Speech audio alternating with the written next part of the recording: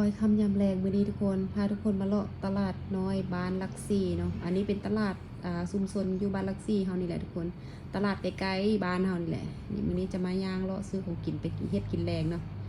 ก็ได้ปลาแห้งทุกคนมาซื้อเอาปลาแห้งคิดจะกินทอดปลาแห้งอะนะก็จะซื้อปลาแห้งไปจากขีด2ขีดเนาะไปไว้กินแรงนี่ซื้อเอาน้อยเดียวทุกคนเพราะเฮาคิดจะกินทอดปลาแห้งเราก็จะย่างเลาะเบิ่งอาหารการกินไปอีกเนาะอันนี้ก็จะเป็นนกเพิ่นขาย3 พวง 50ว่าซั่นเด้อันนี้เป็นนกแอ่นปูปลาหน้าน้ำหลายทุกคนช่วงแรงแบบนี้นะอันนี้จะเป็นตลาดช่วงแรงๆเนาะจะมีแม่ค้าเอาอาหารการกินมาขายแบบนี้แหละอันนี้ก็จะเป็นหอยนา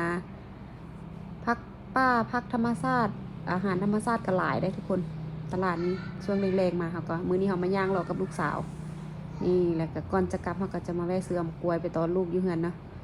ไปตอนลูกสาวล่าอยู่เฮือนเขาจะซื้อมะกรวยหวีนึงหวีใหญ่ใหญ่ทุกคนมะกรวยนี่นะหน่วยก็ใหญ่ๆจะกินด้วยนึงก็สิบ่เบิดเขาก็ซื้อเอาหวีนึง10,000ทุกคนบ่แพงก็เลยซื้อซอยเพิ่นหวีนึงเก็บภาพบรรยากาศมาฝากทุกคนสำนีแหละทุกคนกลับบ้านแล้วบัดนี้นะ